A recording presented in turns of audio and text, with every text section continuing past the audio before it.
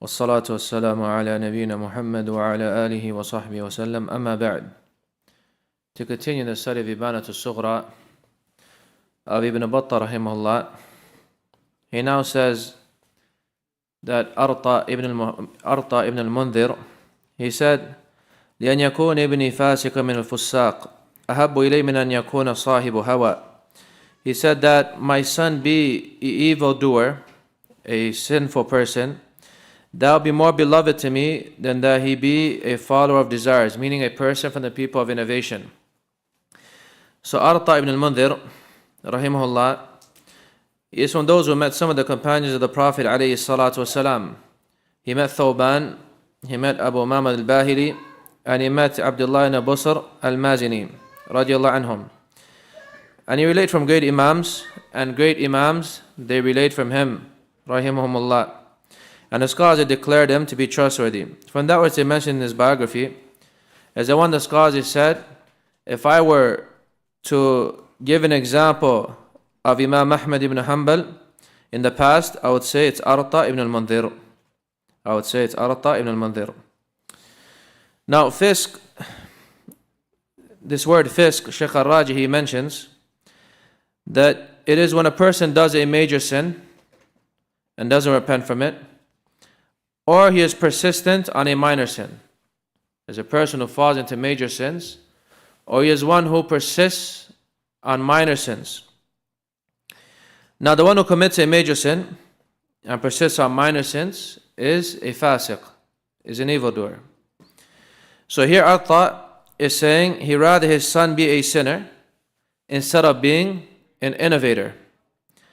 I went over this before, and we mentioned before that sin is lesser of a degree than innovation, and that innovation is much worse than sin. And we mentioned some reasons for that. From that, the shaitan loves innovation more than sin. Also, the sinner, he knows he's wrong. He knows what he's doing is a mistake, and he constantly asks Allah to forgive him for it. He knows what he's doing is not allowed in the Sharia, and he constantly repents from it. Whereas the innovator, when he does actions, he thinks this is deen, this is haqq, this is the truth, this is the religion that Allah sent down upon His Prophet ﷺ, and this is what he's going to follow, he's going to call to it. He doesn't repent from it. Rather, he thinks this is the true way, and he's going to defend it with all he can defend with. So the scholars, they mention another angle as well. They say in a general sense, if you're to look at a fasiq, an evildoer, in a general sense, he respects the scholars, and he respects the righteous people, and he honors them. You won't find from him, if a scholar goes to him and advises him about something, you won't find from him any animosity. He will feel shy, and he may accept the advice that the scholar is given, or the students given him, or the righteous person given him. Where innovator, he has no respect for anyone. Only one he has respect for is his opinion, and those who are upon him with his opinion. He has no respect for anyone else. Doesn't care what scholar it is. As long as you're not with him, you're against him. And this is a big, major difference between the two. For you'll find that a sinner often, if you're to find a sinner in the past, how did you get guided? He said, a righteous man came to me and advised me, and Allah guided me by way of him. This often happens with sinners. So they show respect and honor in many cases towards those who are advising them. Whereas the innovator, instead of him accepting advice from you, what he's going to do? He's going to advise you. He's going to say, no, I'm on the truth and you're wrong. And he's going to show animosity and hatred towards you and that which you're upon. Now, what does this mean? Is this general? No. What he's talking about here, he's saying, is that if you see a man from Ahlul Sunnah, who is from Ahlul Sunnah, and he holds on to the Sunnah, but he has some sins with him. He's an evildoer. He has some fisk with him. He's from Ahlul Sunnah, but he has fisk with him. And there's a mistake. Some people make a mistake. They say that a person cannot be a sinner and he's from Ahlul Sunnah. No, he could be Salafi and he's a sinner. There are Salafis that are sinners. So if he's from Ahlul Sunnah and he's falling into sin and he's an evildoer, then he's saying, I'd rather my son accompany someone like that than to him accompany an innovator. Because the harm of this person is lesser than the harm of the innovator upon him. The harm of this person who's from Ahlul Sunnah, his aqeedah is correct, but he's a sinner. His harm is much lesser than the innovator who's going to corrupt his belief system and corrupt his akhlaq and his minds and everything. So this is what he is making mention of. Now he's not making light of sins. No one here is making light of sins. Nor is he saying that he would want that to happen. He said if it does happen, he would rather this than that. Not saying no one wants his child to mix around sinners in the first place, even if he's Ahlul Sunnah, or and like that. But if it were to occur, if he had a choice of these two, he'd rather this one than that one. He'd rather this one than that one. So no one's making light of sins. Rather, just mention that innovations are worse than sin. Innovations are worse than sin. And the reason why scholars mention this, because they say a person Ahlul Sunnah, even if he's a sinner, and your child mixes with him, with advising him and trying to fix that problem he has with him, the cure is there. He may accept that cure, and he might get cured from it. But the innovator, he's not going to get cured. What he's going to do, he's going to destroy your son's belief system. He's going to destroy your son's belief system. Now, Shaykh al-Islam, he gives an example of this. Someone may find this. Shaykh al-Islam gives an example of the Khawarij. And the leader, and the man who drank alcohol in the time of the Prophet ﷺ. The Khawarij are what? They're innovators. The Khawarij are innovators. The Prophet ﷺ commanded with what regarding them? That they should be fought. وَلِنْ أَدْرَكْتُهُمْ لَأَقْتُلَنَّهُمْ قَتْلَ عَادٍ. He said, if I were to meet them at their time, I would kill them and fight them. Innovator, the Prophet from here is clearly mentioned he would kill them and fight them. But then you find a second group of people, the leaders of the Muslims. At times they might fall into mistake and sins. Did the Prophet allow for us to fight them and kill them? What did he say? He said, be patient with them. حَتَّى تَرَوْا كُفْرًا بَوَاحًا. Until you see clear kufr. عَلَيْكُمْ مِنَ اللَّهِ sultan. You have some proof against them. Similarly, the man who drank in the time of the Prophet ﷺ, and the Sahaba, they cursed him. The Prophet said, don't curse him. فَإِنَّهُ يُحِبُّ اللَّهُ وَرَسُولَهُ. He loves Allah and His Messenger. Don't curse him. See how the Prophet dealt with the innovator? Commanded that they be fought. And then the sinner of the leaders and the sinner of the common folk, he said, be patient with them. And don't aid your brother, or don't let the shaitan be aided against your brother by these kind of statements.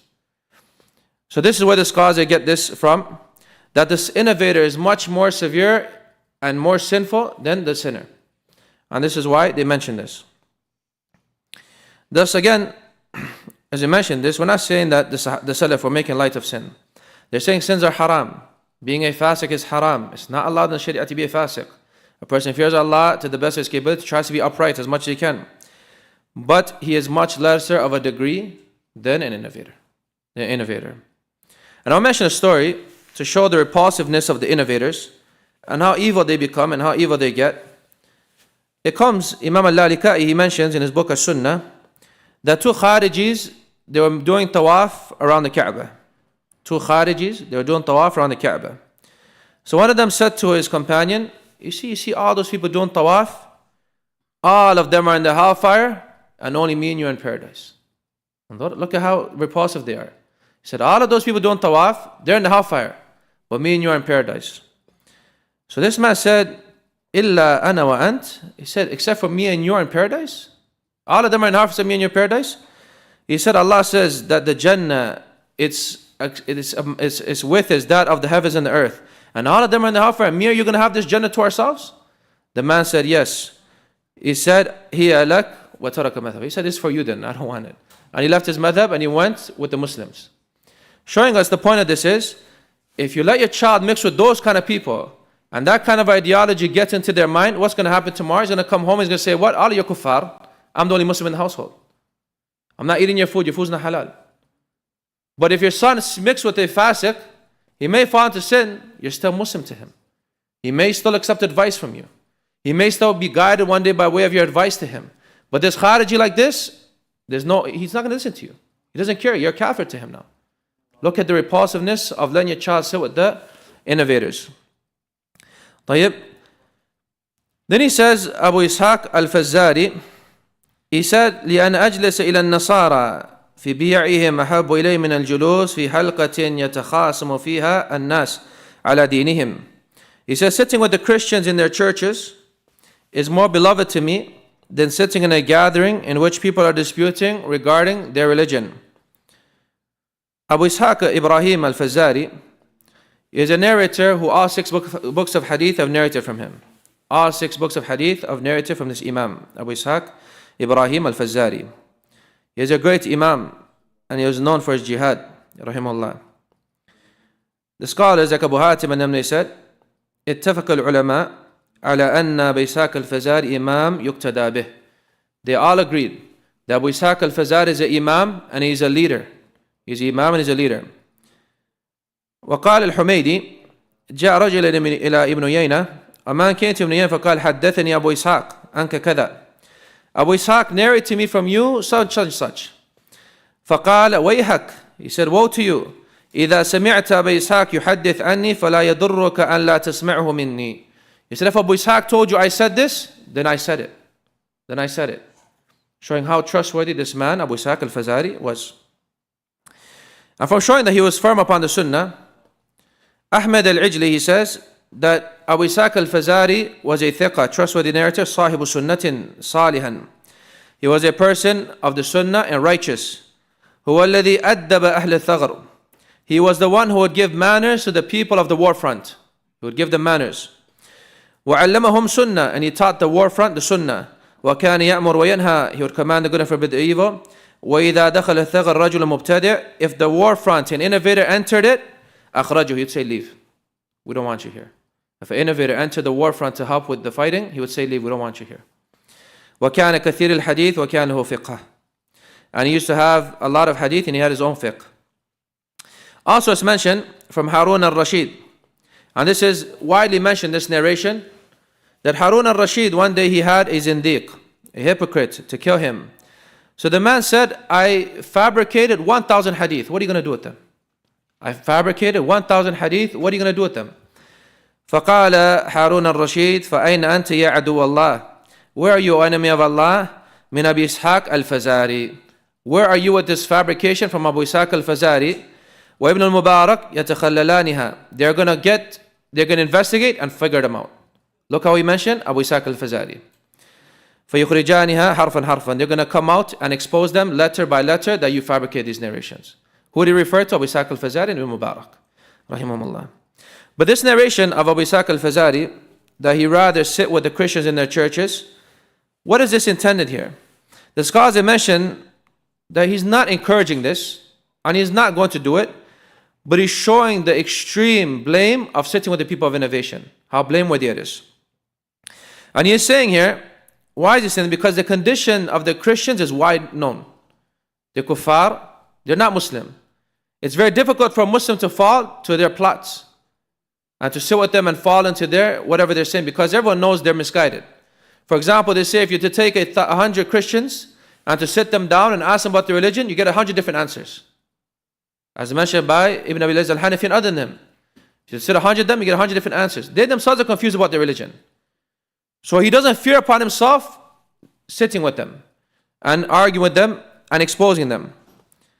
Because one won't be misled by their statements. The Salaf were well known, the animosity had with the Christians. But when it came to the people of innovation and those who dispute about Islam, and they can beautify their statements and mislead you and misguide you, that's who he feared for. That's one he feared on. And that he shares space saying that is a greater harm and greater danger than doing what he said of sitting with the Christians in the church. With that being said, someone may ask now, what is the ruling of going to a church? What is the ruling of going to a church? Some of the scholars have said it's not allowed to go to a church at all. You can never enter into a church. Other scholars say you can go to a church with the condition there's no pictures and no idols in it. There's no pictures and no idols in it. And some of the Salaf, they use some of the narrations and stuff that they enter into the churches. And that they've seen things in the churches. And Umar radiallahu anh them, their narrations. And other scholars, they said it's allowed.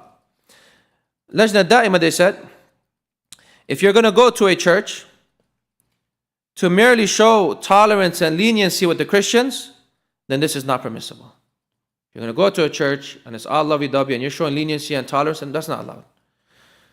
But if it is done to call them to Islam and to create opportunities for you to do so, and you'll not be taking part of any of their worship, you're not taking part in any of their worship, there's no ibadah done there, and you're not afraid that you may be influenced by their beliefs or their customs, then that is permissible. Then it's permissible for you to go there. And this is the safer of the stances. That if there's a maslahah for Islam and the Muslims, you're giving da'wah, and you don't fear any harm for yourself, you can go give da'wah there. You can give da'wah there and you exit. But there's no tasamuh, tolerance and leniency, and I love you and you love. There's none of that. There's advice and move on. Advice and warn and move on. Then he says, وقال سعيد بن جبير لأن يصحب ابني فاسقا شاطرا سنيا أحب إليه من أن يصحب عابدا مبتدعا. Sa'id bin Jubair, he said, if my son were to keep the company of a sinning scoundrel upon the sunnah, that would be more beloved to me than if you were to accompany a worshipping innovator. Here again, another man of the Salaf is pointing towards the harm of innovation, that it is worse than sin. And that it is worse than sin. And he's saying his son mixing with a sinner, who's a Ahlul Sunnah, is lesser of a harm than his son mixing with the innovator. Than his son mixing with the innovator, even if that innovator is a worshipper from the innovators. I want to give examples, inshallah, to show the great harm of mixing with some of these innovators, inshallah. Whereas the scholars have mentioned that if a person's son sits with the evildoer, sinner, and he becomes a sinner, it's easy to guide him again. But as we mentioned again, the innovator is very difficult. And many people didn't understand this, so you find them letting his child learn Quran from the people of innovation. From a young age, his child is sitting with the innovator learning Quran. And you have to advise his father, don't let your child sit with those innovators. He will say to you, but his Quran is good. His Quran is good. And number two, there's no harm, inshallah. You know, in the masjid, there's a lot of people there, there's no harm. And he lets him sit with him. Later on, when that child is raised and grows up and he has innovation in his heart, it's very hard to get him out of that. I'll give examples. For example, you'll find a person who lets his child sit with the Khawarij. And the Khawarij, they are known to be people of Ibadah. In the past, they were known to be people of Ibadah. تَحْكِرُونَ صَلَاتَكُمْ إِنَّ صَلَاتِهِمْ وَصِيَامَكُمْ إِنَّ صِيَامَكُمْ قِرَاءَتُكُمْ إِنَّ قِرَاءَتِهِمْ. The Prophet said to Sahaba, you're going to be little your prayer according to their prayer. And your fasting with their fasting. And your recitation with their recitation. Look at their people of Ibadah. But yet, if you let your child sit with the people of the Khawarij, and tomorrow you find them on the next part of the earth, causing corruption, killing a Muslim because of a doubt that fell into his heart, and declaring innocent Muslims to be kuffar, and killing them, then who's to blame? You are the one who let your child sit with them. You are the one who let your child sit with them and drink that poison from that person. Similarly, you find them killing innocent non-Muslims. Anyone know which kind of non-Muslim is haram to touch? There's 3 groups of non-Muslims you cannot touch. Anyone know them? Dhimmi is one of them. Who's the Dhimmi? He gives jizya to the Muslim ruler. Next one? Ones that have peace treaty. Peace treaty. He has al-ahad and he is musta'man. These 3, one who the Muslim country gives him covenant, and the Muslim government gives him safety, the second one. And the third one is a dhimmi. You cannot touch them. But yet this Khawarij, they go and kill them. They go and kill them and they go and harm them. So tomorrow you see a child on the news saying, oh, he did this. Well, who's at fault? You let your child study Quran with them. The Quran led them to, you letting them study Quran with them led to that. Showing the great harms of letting your child sit to people of innovation. Similarly, the other groups, like the Murji'ah. The Murji'ah, they believe that actions are not part of Iman. Actions, they have nothing to do with Iman. So they believe, example, you could be the most evil person, the most evil sins, but your Iman is like that of who? Abu Bakr or Jibril alayhi salatu wasalam. You let your child sit with these kind of people and he starts to have this belief system. Tomorrow he doesn't pray salah, and you say to your child, get up and pray salah. He says, my heart is clean. Action not part of Iman. Who's to blame for that belief system? The father is to blame for that belief system. The father let his child study with someone who taught him that from a young age. And what you learn from a young age sticks with you. What you learn from a young age sticks with you. And you start to hold that opinion till you get older. So you let your child have that opinion. Tomorrow you tell your child, go get up and pray salah. He says, no, it's not part of actions. I don't have to pray salah. My iman is that of Jibril. And you tell him the Prophet said, the covenant between us and them is the salah. Whoever leaves it off is disbelief. He says, but my heart is clean and I'm complete in iman. Action not part of iman. Who's to blame? The father is to blame. The mother and the father to blame for letting their child study with that kind of individual. So other than the Rawafid, you find some people, they're very heedless when it comes to the Rawafid, and their false claim that they're supporting Islam and the Muslims. And then tomorrow you find your own son that you raised from a young age coming and cursing the mother of the believers, Aisha bint Abi Bakr radiallahu anhuma, in your household. In your household, he's cursing your mother. Where do you get this from? Because you allowed him to sit with these kind of people. He didn't check his phone. Many parents, they're very firm when it comes to checking their phone, of not letting their child sit with people who drink alcohol, who smoke cigarettes, who are in the gangs, who are in the streets. They're very strict with that. They see someone like that, right away the number's blocked. But they see Abdullah and Abdul Rahman and Zayd and Khalid. They don't ask, what's his aqidah? What's he upon? Is he okay? Is he not okay? Then tomorrow you find that Zayd was a Rafidi and you destroyed your son's aqidah. And that Khalid was a Khariji and he's the reason why your son is in the next country. Who's there to blame? You're to blame. You didn't investigate regarding your kid's friends. You seen Abdul Rahman Nahmi, you said, Alhamdulillah, he's with Muslim guys. We didn't investigate, perhaps this Muslim man is an innovator, showing us the dangers of these kind of affairs. And this is why the scholars are warning against this. They're showing the harms of innovation and innovators is much greater than that of a sinner. Much greater than that of a sinner. Then he says, وقيل لمالك ibn مغول, it was said to Malik ibn Mighwal, رأينا ابنك يلعب بالطيور, we seen your child playing with birds. فقال حبذا إن شغلته عن صحبة مبتدع. He said, how excellent that is if it keeps him away from accompanying an innovator. He said, how excellent him doing that is if it keeps him away from mixing with innovators. This man, Malik ibn Mighwal al-Kufi, he was from the trustworthy narrators and a scholar of hadith. Now, what he's saying here is that his son being occupied with something like that is better than his son being occupied by mixing with the innovators and falling into innovation. With that being said, what is the ruling of playing with birds? And this is something common back home as well. They play with pigeons. What is intended by birds here, in a general sense, when they discuss birds, they're talking about pigeons. Pigeons back home and many other countries, they play with pigeons, or they have a lot of pigeons, and they raise these pigeons and they play with them and they fly them. Now, when it comes to doing this, they say flying them and playing with them, then the scholars mention this is something which is not praiseworthy. Rather, it's a waste of time. And due to the harms that will come due to it, some of the scholars, they mention that the one who does so, his witness is rejected. The one who does so, his witness is rejected.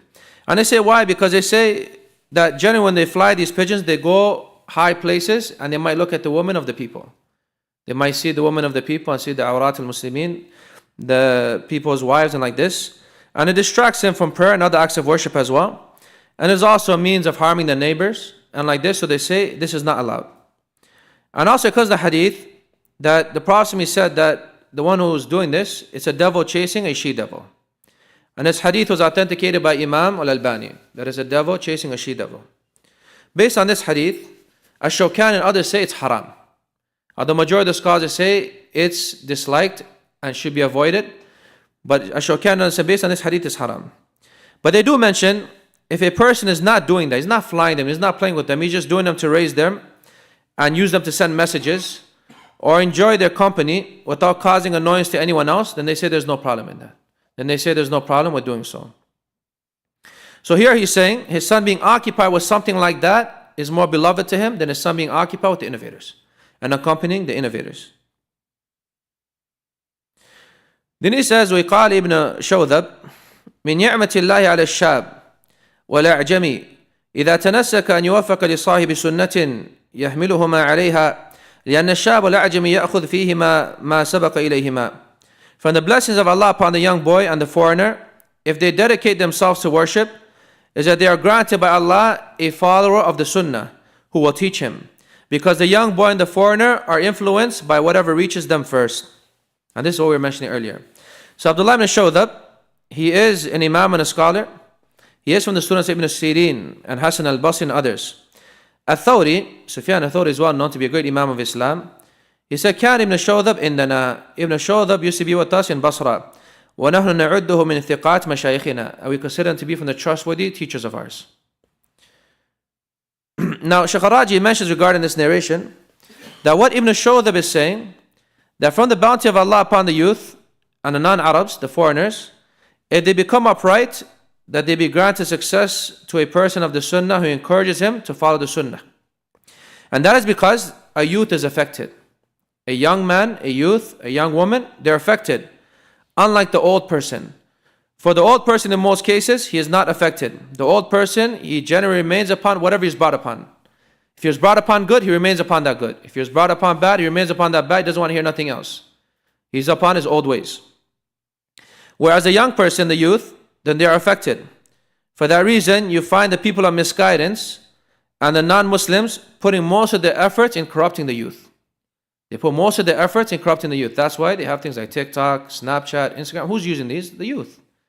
They're corrupting their beliefs and they're corrupting their time and they're wasting their time and they're corrupting everything they have by way of these different things, Instagram and these things, because they want the youth. They want to corrupt the youth in order to harm Islam and attack Islam by way of it. Because the youth are the ones that are going to be brought up later and they're going to be the ones carrying the beliefs. So he says here that the people of misguidance and the non-Muslims put in their efforts into the youth because they can be changed and affected by the doubts and the doubts that they place in their hearts. For that reason, you'll find the Salaf, they used to find it a ni'mah, a bounty from the bounties of Allah, that Allah saved them from the people of innovation. And many of us, we don't think like that. Many of us who are sitting here today, we don't think that Allah saved us from the innovators. And that's a ni'mah from the bounties of Allah Jalla wa'ala. Many of us, we count wealth, it's a ni'mah. We have wives, it's a ni'mah. We have choice, a ni'mah. But we thank Allah that we are people upon the sunnah, that Allah saved us from the people of innovation. For that reason, Yusuf ibn Asbat, he said, Kana abi qadariyan. He said, my father was a qadari. Wa inna akhwali rawafid. And my maternal uncles were rawafid. فَأَنْكَذَنِ اللَّهِ بِسُفْيَانٍ. And Allah saved me from them by way of Sufyan al-Thawri. Look at this bounty, he understood. He said, my father was a qadari. And my uncles were rawafid. And Allah saved me by way of Sufyan al-Thawri. And Allah saved me by way of Sufyan al-Thawri. Then he says, وقال أمر بن قيس الملائي إذا رأيت الشاب أول ما ينشأ مع أهل السنة والجماعة فرجه وإذا رأيتم أهل البدع فيأس منه فإن الشاب على أول نشوئه Amr ibn Qais, he was a memorizer of hadith. He said here that if you see a young individual, a young man, he is brought up with Ahlul Sunnah wal Jama'ah, then hope good in him. And if you see him being brought up with the people of innovation, then despair regarding him. For indeed, the young man is going to be upon how he was brought up. He's going to be upon how he was brought up. Again, another narration, the scholars here mentioning, showing that innovations are worse than sin, and that a person should stay far away from innovation. And Shaykh Raji here mentions that this is a great bounty from Allah upon us. If Allah did not give us success, we wouldn't be brought up upon the belief of Ahlul Sunnah wal Jama'ah. Look at this bounty.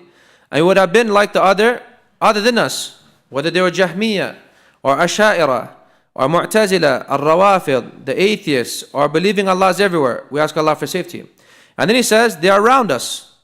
They are around us, past and present. If you go to any land from the lands, you'll find it. In the lands of the Sufis, you'll find 100 different ways, and every way has its own sheikh calling to the fire. And you'll find Sufis, atheists, people who believe Allah is everywhere. Jahmiyyah, Asha'ira, Mu'tazila, Rawafid, Murja, Khawarij. But Allah favored us with the belief of Ahlul Sunnah wal Jama'ah. And whomever He wills in the different lands, and whom He gave success to, treads the path of Ahlul Sunnah, acting with the book of Allah and the Sunnah of His Messenger, thus all praise for Allah for this great blessing. And this is important that we understand this is a blessing from Allah. Allah could have made you from those who are not from Ahlul Sunnah. And you'll be falling into the same sins and the same innovation that the other people are falling into. But Allah saved you from that and made you from those who act upon the book of Allah and the Sunnah of the Prophet ﷺ, upon the understanding of the Salaf. Then he says, the statement of Amr is the case most of the time for a person may be guided, even if he is brought up with the people of innovation.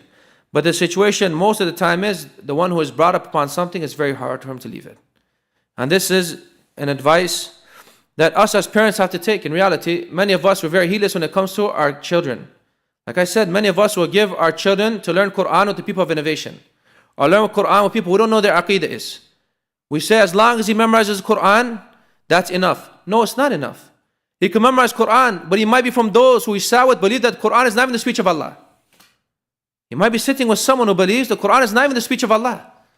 He's teaching them al-huruf and makharij al-huruf, how to do this and that, and ikhfa and this, and how to pronounce ghain and dad and this and that. But he's saying to them the Quran is not the speech of Allah.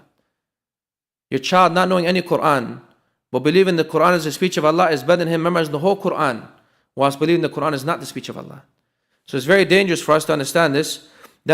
Important for us to understand is that it's dangerous. Do not let your child or your relatives or your friends or anyone sit with the people of innovation. He's going to corrupt them and misguide them.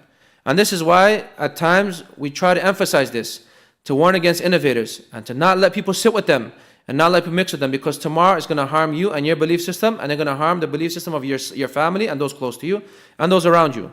So we'll stop with this much. If any quick question, we'll take now. If not, I'll continue next week. Yes.